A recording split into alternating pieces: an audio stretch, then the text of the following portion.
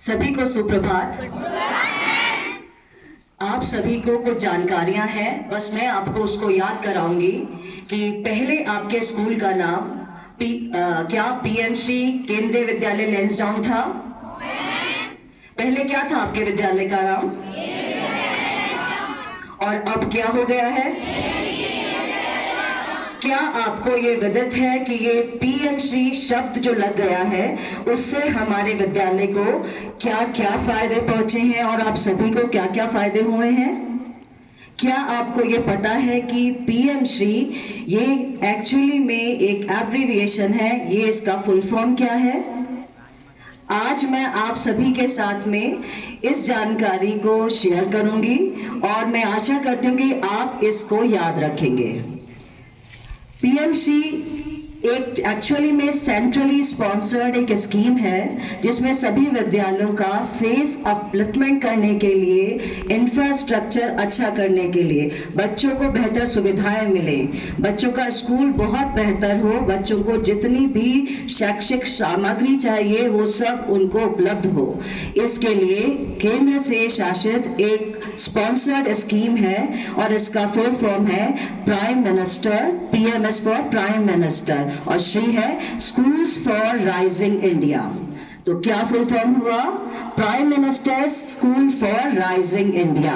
अब आप लोग बोले मेरे साथ, very good, it is prime ministers schools for rising India.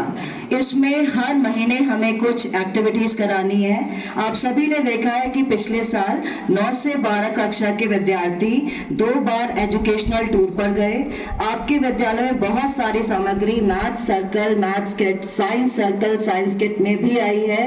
हमने बहुत दूसरी गतिविधियां भी कराई जिसमें आपका कैरियर काउंसलिंग था, आपका एडोलेसेंस एजुकेशन प्रोग्राम था। इस साल भी विद्यालय सेम गतिविधियों को करेगा लेकिन कुछ नए भी शामिल हैं। इस सप्ताह के लिए इस महीने के लिए हमें डेमोन्स्ट्रेशन ऑफ मैथमेटिकल किट और सर्कल्स को एक्टिविटी करनी है जो हम स्टेज से करेंगे। गाइडेंस और कैरियर काउंसलिंग का एक सेशन है जो मैम, जो हमारी एजुकेशनल स्पेशल एजुकेटर हैं, वो विद्यालय को बताएंगी गाइडेंस और काउंसलिंग के बारे में। बाला के अंतर्गत बिल्डिंग एज लर्निंग एड, आप देख रहे हैं कि हमारे विद्यालय में बहुत काम चल रहा है जिसमें हम विद्यालय की बिल्डिंग को ही एक कंड्यूसिव एनवायरनमेंट प्रोवाइड करने के लिए उसको डेवलप कर रहे हैं कि आप उसको देखें, दीवारों को देखकर भी आप सीख जाएं। तो ये बाला के अंतर्गत आता है और इसमें भी पीएमसी का ही योगदान है। एक्टिविटी फॉर कलरफुल डस्टबिन होगा जिसमें आपको स्वच्छता से संबंधित जानकारी दी जाएगी। ई ग्रंथालय जो आपके विद्यालय में है वो भी पीएमसी स्कीम के अंतर्गत लाया जा रहा है और एक ग्रैंड पेरेंट डे हम लोग जल्दी ही मनाएंगे जो पीएमसी योजना के अंतर्गत ही हम लोग मना रहे हैं। इसके अलावा प्राइमरी विंग में है और साइबर सेफ्टी अवेयरनेस प्रोग्राम होगा जिसको शिक्षक और विद्यार्थी मिलकर ही कंडक्ट करेंगे विद्यालय में। तो ये कुछ गतिविधियां हैं जो हम लोग इस माह में, और कहना चाहिए कि ये सप्ताह में पूरा करेंगे। तो मेरे ख्याल से अब आपको समझ में आ गया है कि पीएमसी किस तरह से विद्यालय को फेस अपलिफ्टमेंट करने के लिए, आपकी शिक्षण को और बेहतर बनाने के लिए बहुत जरूरी है। और ये इसमें कहा है कि आपको करियर के रिगार्डिंग गाइडेंस देनी है। तो सबसे पहले आपके अंदर मन में क्या चलता है कि 12th के बाद हम लोग क्या गवर्नमेंट जॉब कर सकते हैं या फिर क्या करियर ऑप्शन ऑप्ट कर सकते हैं। तो ज़्यादातर जैसे भी क्लासेस में गई तो सबने मोस्टली डिफेंस के बारे में बात की है, ठीक है। इसके अलावा कई और ऑप्शन भी बताए हैं पर जो मेन मतलब जो मेजॉरिटी रही सबकी यही रही कि हम डिफेंस में जाएंगे। तो उसके रिगार्डिंग भी मैं कुछ आपको बताना चाहती हूँ। जैसे डिफेंस में सबसे पहले आप आफ्टर 12th क्या क्या ऑप्ट कर सकते हैं। पहले आता है एनडीए यानी कि नेशनल डिफेंस एकेडमी। तो ये 12th के बाद आप इसे ऑप्ट कर सकते हैं। इसमें 3 विंग आती हैं, army, air force and naval wing.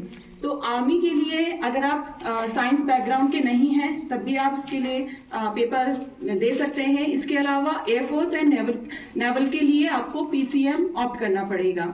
इसके बाद आता है एफकैट, आईसीजी, आईनेट। तो इन सब के लिए आपको पीसीएम ऑप्ट करना पड़ेगा, ठीक है।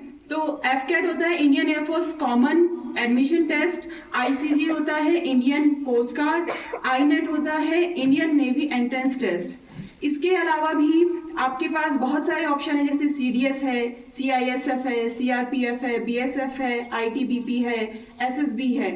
तो सीडीएस पे आफ्टर 12th आपको कोई भी एनी ग्रेजुएट या फिर अगर आप 12th में सीआईएसएफ ऑप्ट करना चाहते हैं तो आफ्टर 10th और 12th, सीआरपीएफ है वो भी 12th के बाद आप ऑप्ट कर सकते हैं। इसके अलावा बीएसएफ है तो 10th बेसिस पे, या फिर अगर आपने 12th पीसीएम ग्रुप से पास आउट किया है तो आप उसके लिए अप्लाई कर सकते हैं।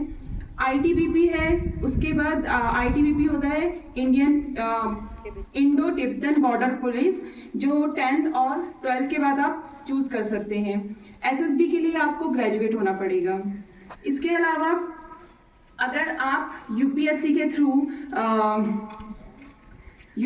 थ्रू अगर आप जाना चाहते हैं, कोई कोर्स कोई भी गवर्नमेंट जॉब के लिए अप्लाई करना चाहते हैं तो सबसे पहले आपको ग्रेजुएट होना पड़ेगा उसके लिए। जैसे आपको पता है कि यूपीएससी में मोस्टली जो मेन होते हैं 3 कैडर, आईएएस, आईएफएस और आईपीएस, तो इसके लिए आपको रैंक अच्छी चाहिए होती है। तो ये पार्ट इसमें 2 ऑप्शन आ जाते हैं, जैसे आपका जो अच्छी रैंक वाले हैं वो ए कैडर में आ जाते हैं और जो बाकी हैं वो बी कैडर में आ जाते हैं। तो जो ए कैडर वाले होते हैं उनको आईएएस, आईएफएस और आईपीएस जो उन्होंने ऑप्ट किया है उसके अकॉर्डिंग आपको आपका कैडर मिल जाएगा अकॉर्डिंग टू योर रैंक। इसके अलावा अगर बी आपको चूज करना है तो उसके लिए कम रैंक भी चल सकती है, जैसे होता है Indian accounts and finance service.